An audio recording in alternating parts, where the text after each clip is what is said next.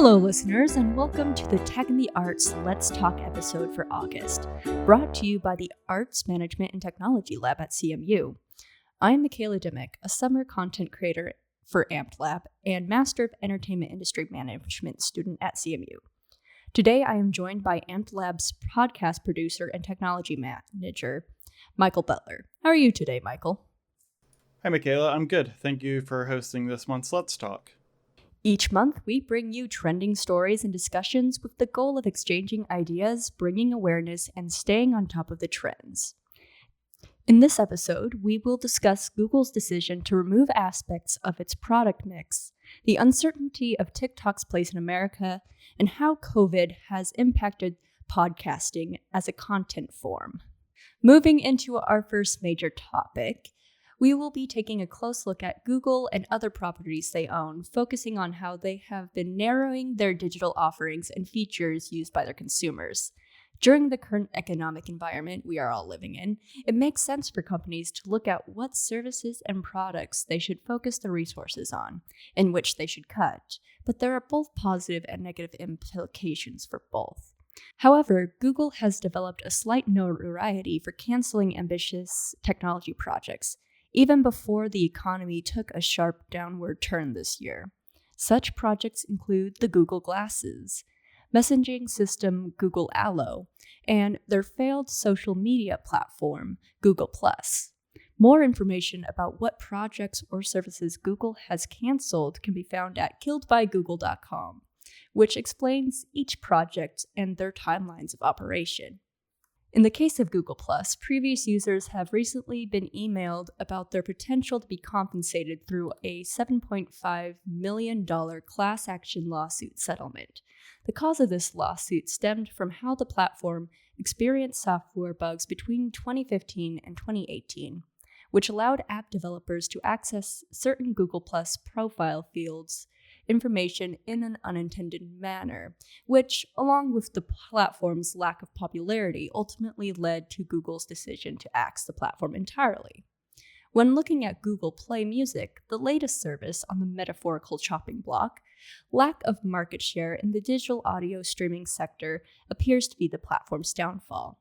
The app lagged behind competitors such as Spotify and Apple Music, making it a less favorable property for Google to put resources into, as it would only keep the service on life support if no added innovations or differentiators were added in the near future. However, there are aspects of canceled services offered by Google and its subsidiaries that may benefit a marginalized population and should be saved or reinstated, despite not being used as often as the general public would. Such services include YouTube's user-generated closed captioning feature, which aids in deaf or hard-of-hearing individuals that use the platform. Google made this decision due to the feature being, quote, rarely used and had problems with spam/abuse.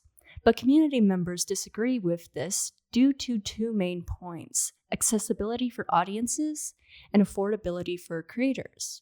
According to an article done by The Verge, quote, deaf and hard of hearing creators say removing the community caption features will stifle accessibility, and they want to see the company try to fix the issues with volunteer created captions rather than doing away with them entirely. Community captions were an accessibility tool that not only allowed deaf and hard of hearing people to watch videos with captions, but allowed creators that could not afford to financially invest in captions. This opens a compelling dialogue about the trial and error needed to find success in the tech industry and how consumers are impacted by this process. How do you feel about these recent changes, Michael? Yeah, so the closed captioning changes in particular are a step in the wrong direction. They aren't doing away with the captions altogether, though. The auto-generated and manual caption options will still be there and continue to improve.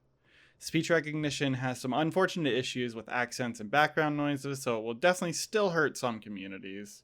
There are always workarounds for these types of issues, though, such as the free 6-month subscription they are offering to creators affected by this. That could be a bit of a stopgap while a creator sets up the infrastructure needed to support this. I don't know all of the tools that the YouTube content owners have, but it is a system that allows multiple accounts to access and modify content on a channel. I would assume there's an option to limit their access to subtitles only. And if not, maybe that's a solution Google could look at employing here. Then channel owners would be able to authorize a couple or a few community members or volunteers to edit the transcriptions. That kind of sits wrong with me, though, because in most cases, the content creator isn't going to be able to pay for the work, and then it's asking someone to work for free. But to a degree, people were already doing this work for free. So my hope is that they do have something in the works that can replace this, but they're keeping a lid on it to avoid backlash if it falls through. I've done subtitling for a couple of my own hobby videos and for work videos. And I also do the transcriptions for these podcasts that I've edited. So I know how time consuming it can be. And for some types of people, it really is just painful to do. Yeah, I agree. Those are some very good points that you've made, Michael. Some great insights. And that also makes me wonder, to what extent do you think that privately held companies such as Google should fund projects that are not widespread or profitable, but may have a socially beneficial impact? So first, I'm going to revisit the trial and error portion for a second.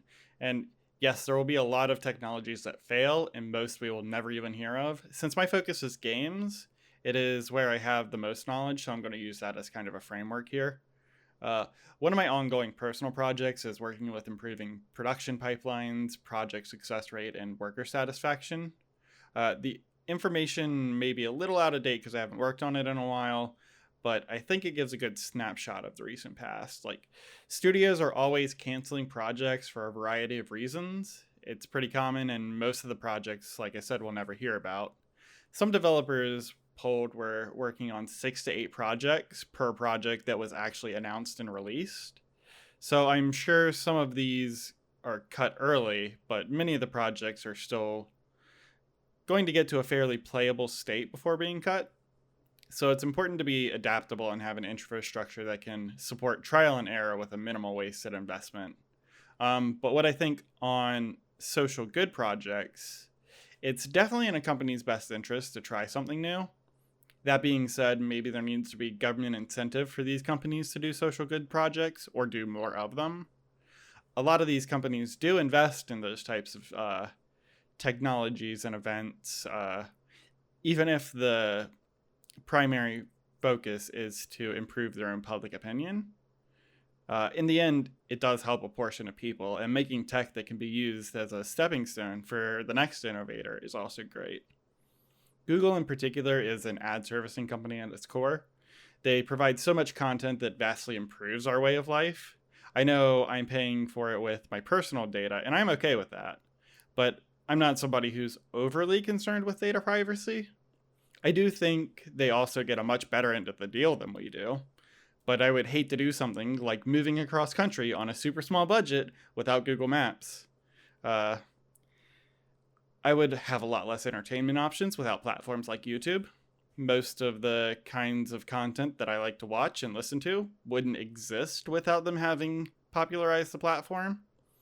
That being said, I think they, like any individual or company, still need to be held accountable for social issues and policies because they are almost an essential service at this point. And it's pretty worrying that some of these giant tech companies hold so much power and it just keeps growing. Yeah, those are, again, great insights. I appreciate your knowledge in this area and your reasonings behind them. All right, so now we're going to move on to the topic of TikTok's future in the United States.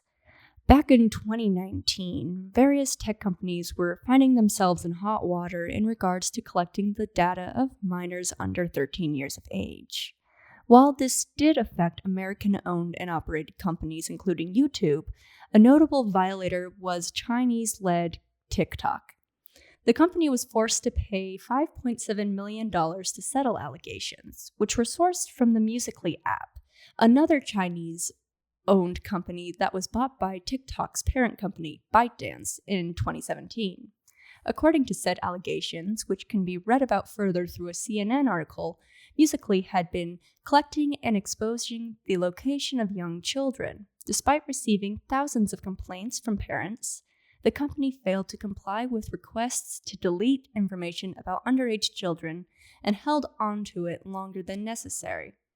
As a part of this fine by the FTC, TikTok had been required to delete all videos created by underage users and also elected to create a separate app experience with heightened security protocols for these users. Since then, TikTok has prided itself on its recommendation algorithm, which is similar to YouTube in the sense that it suggests videos based on a user's engagement, discovering trends about said user's interests, and showing more content relating to those topics. However, even the company itself has discussed the repercussions of this system, stating, "By optimizing for personalization and relevance, there is a risk of presenting an increasingly homogeneous stream of videos." More information about the inner workings of this algorithm can be found at the linked Verge article. While this can cause innocent issues, such as showing a user an overabundance of cat videos or dance trends, it can also unintentionally filter out content created by marginalized groups, such as the BLM movement and the LGBTQ+ community. This again shadows criticisms of YouTube's algorithm, which has even prompted a lawsuit from LGBT creators focused on allegations that their content was filtered under YouTube's restricted mode. However, TikTok has been open with their policy of restricting content, reasoning that it was a short-term solution for on-platform bullying. The use of TikTok soon entered the realm of digital marketing, with even the Carnegie Museum of Natural History opening an account where a curator would tell jokes. In the world of nonprofits, strategies involving the participation in hashtag challenges, collaborating with the TikTok for Good initiative, and the use of donation stickers introduced to the platform in April of 2020. However, these strategies may no longer be a viable marketing plan, as Donald Trump has signed an executive order on August 6th to ban the company from operating in the United States. The order has given ByteDance 45 days to either sell the company to U.S. owners or to cease operation completely. The source of this order was rooted in the concerns of data security and censorship that hides political and historical content deemed controversial. However, ByteDance has responded by stating in a Vulture article that, quote, "It has stopped using those moderation policies back in May of 2019 and would up its transparency." So, while TikTok is collecting data, it is doing so in a manner that is similar to how American companies operate.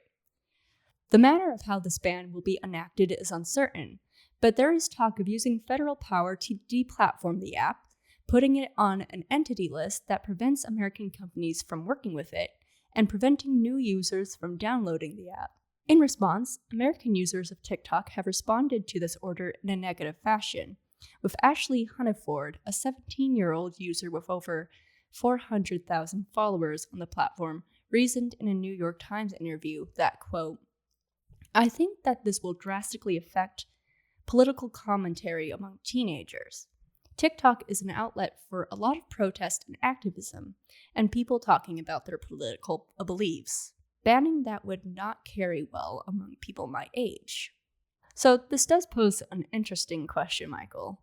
How do you feel that this ban could affect other domestic or foreign digital products or services? Could banning such apps in the name of censorship be a form of censorship itself? It is absolutely censorship. My short answer to this will be that as long as the laws are being followed in regards to a country's data handling, it should be allowed to operate. A quote from TikTok's press release on the matter: "We store all TikTok US user data in the United States, with backup redundancy in Singapore. Our data centers are located entirely outside of China, and none of our data is subject to Chinese law." If that quote is true, then I think the order needs to be rescinded. I do also think most countries are still behind when it comes to data handling laws and tech-related laws in general, which is definitely a major problem.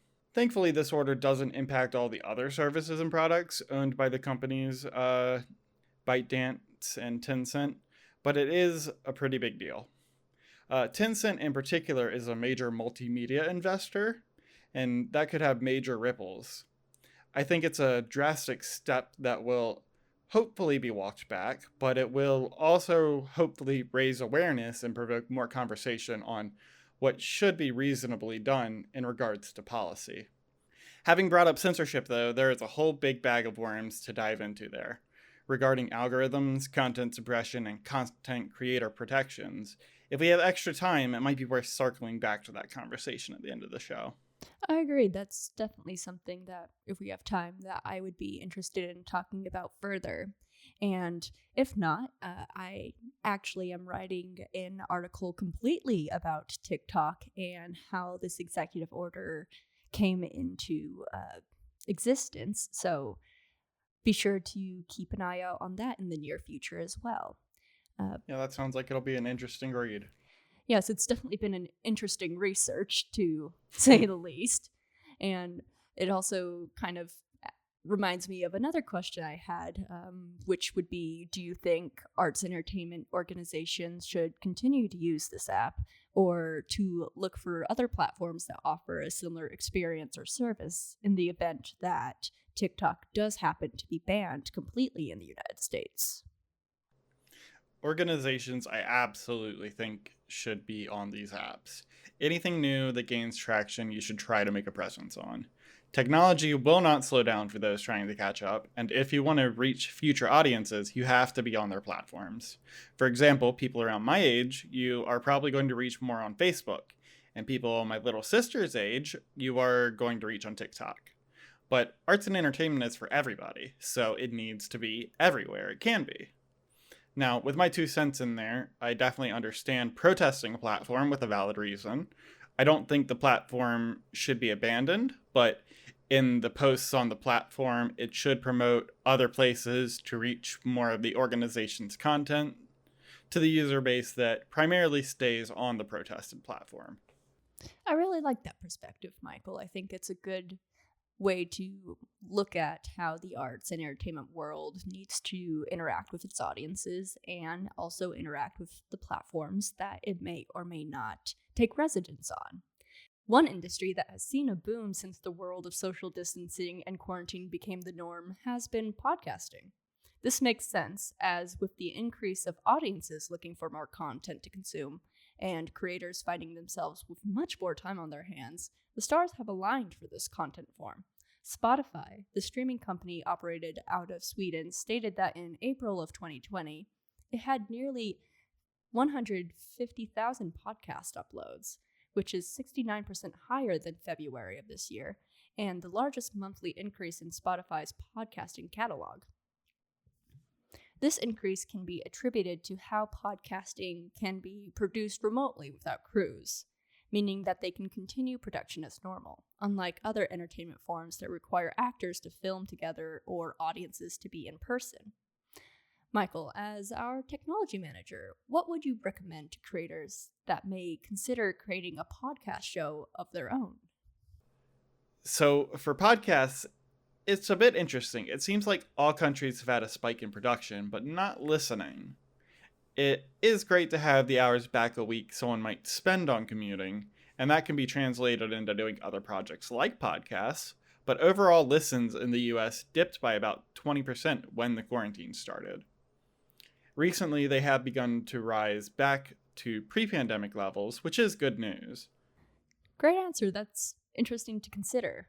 And another interesting thing to talk about would be the few liabilities that the podcast industry is seeing right now. Typically, podcast listeners will listen to podcasts at home or during their daily commute. However, with the quarantine in place and people working from home, commuting has become much less common. As a result, while some forms of podcast listening are up, certain avenues of ad revenue have decreased, with businesses such as travel-related businesses cutting ads from podcasting sources. So, do you feel that these changes will impact what topics new and existing podcasts will be discussing throughout the impacts of COVID in order to attract advertisers? The listening habits seem to have shifted the topics that are receiving more ears. So some of the shows that want to cater to that style may shift to their topics. But for the shows I like to consume, they have a target market and they tend to stick to it. In the US, as of April, though, I think design, food, music, and medicine focused shows saw a spike in listeners. Advertisement is a trickier subject. I know ad revenue tends to fluctuate with the seasons, and it depends on the monetization model the platform is using. If a show is using YouTube ad revenue, they probably aren't making much at the moment. In theory, there are more people consuming content than normal, but they have less disposable income in general. So I think you really only want to market to the right niches right now and avoid being associated with articles dealing with death counts for COVID, for example. I was reading in the New York Times a month or so ago, some companies were reporting up to 60% decreases in quarter two on ad revenue. And it is definitely a topic worth a deep dive into, but my surface knowledge isn't quite up to par on this one. All right, well, why don't we dive into something that your knowledge does have a little bit more of a impact in, which would be what podcasting hardware or software would you recommend for incoming podcasters or maybe current podcasters looking to increase the quality of their work? So this question will go back to what I was talking to at the end of the last Let's Talk. It is going to depend on the use case, and I know I mentioned my article series was coming soon last episode and didn't come out yet, but it will be soon, I promise. I go over terminology in depth there for more situations, but I'm going to make some assumptions for these recommendations. First off, I'm going to assume most people are producing remotely and in a home environment without a dedicated studio space. So you'll need a microphone that doesn't pick up a lot of background noise. A good choice for this would be a dynamic microphone like the Rode Procaster. It would do a lot to cancel out the background noise in the environment. I'm using a Blue Yeti, which is a universal recommendation for people jumping in or upping their game without a huge investment. It has great vocal quality, but it does pick up background noise pretty easily. It's also a USB mic, though, which saves on requiring an interface. Interfaces are for using an XLR mic with a computer. I'm using a Behringer Euphoria UMC 404 HD. It has 4 XLR inputs and will record multi-track, but there are other versions that only have one input if you don't think you will ever be recording more than one person in a room at a time. The UMC 204 HD, I think, is the 2 XLR input version if you're looking to save money there. The setup I have for Michaela is actually using a Blue Ember and the UMC 404 HD. Software-wise, I have a Creative Cloud subscription through the university, so I have the Adobe Suite. Editing and Audition took a while for me to learn the nuances of, but there are a lot of tutorials and it is easy to learn the basics in. It also does multi-track recording with less hassle. Audacity is my go-to for quick single-track recordings and can edit a show no problem. It is free and the go-to for free software. There are additional all-in-one packages like Descript. I haven't used it much, but it seems alright for some style of shows.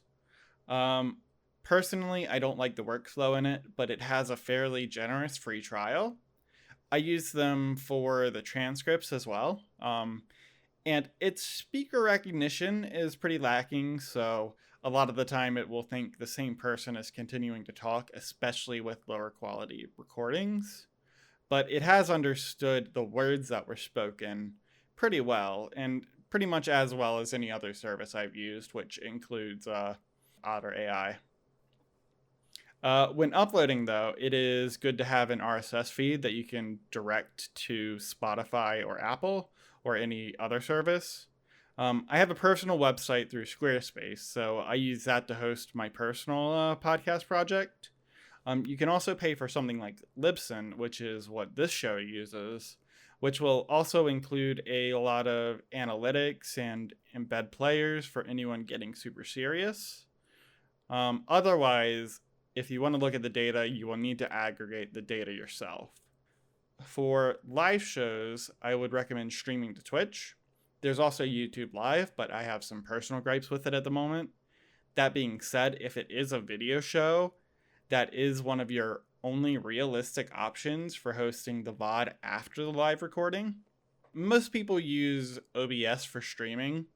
It is free and has a great feature set. I purchased a lifelong XSplit license when it was first released, so that's always my go-to. They also have a free version, but I'm not sure what features are excluded from the free version of XSplit. Both programs also allow for recording locally. For actual meetings, there are a lot of options. I don't air anything live, and I make my guests and co-hosts use Audacity to record sound locally. So I only need the meeting to be stable and allow the audio and video to actually come through for me to respond to. I'm fine using Discord, Zoom, or Skype for that. For a video show, you will want to lean towards Zoom or Skype as cheaper or free options. Zencastr is something that the previous podcast producer here used, but I haven't messed with it, so I can't give that as a recommendation. Wow, there is definitely a lot to consider behind the scenes of podcasting, so I'm sure that anyone looking to either create or better their show will really appreciate those insights. And finally, I have one more question for you, Michael. Do you think that the momentum that podcasting is seeing right now will continue into the future? And regardless of your answer, what strategies do you see being successful or unsuccessful in this time? As a medium, younger audiences are more heavily engaged with podcasts. So as that audience ages and the other generations come up, I will expect it to become a stronger medium. It is also good entertainment while multitasking. So as long as multitasking is the norm, I think it will stay a strong entertainment form. I don't particularly have any suggestions for strategy, but there are tried and true formats which work for certain audiences and show types. One important thing is to be enthusiastic about the subject area, whether it's tech, sports, politics, or pop culture. After you have the subject figured out, what type of audience you want to attract is important to figure out, and see what type of content they're interested in, what formats they're interested in. But I think overall, just get out there and do it. Have fun with it. It's a fun medium. Great. I think that is a nice positive note to end this podcast on. I think everyone is about ready. It's evening here to go enjoy some cooler weather without the 100-degree sun. And I'd just like to thank you for joining me today, Michael. It was good to hear your voice. Thanks for hosting again. Not a problem. And we will catch everyone listening in our next Let's Talk episode, which... Well, we won't, but the next set of producers and content creators will. This is true, but I believe that everyone listening will enjoy what the fall has to offer. And we wish everyone listening a great day. Stay well in all this crazy, and we'll see you next time. Thanks for listening to the Arts Management and Technology Lab podcast series. You can read more on the intersection between the arts and technology at www.amt-lab.org. Or you can listen to more interviews and discussions in our podcast series on iTunes, Spotify, Google Play, or Stitcher. Thank you for joining us.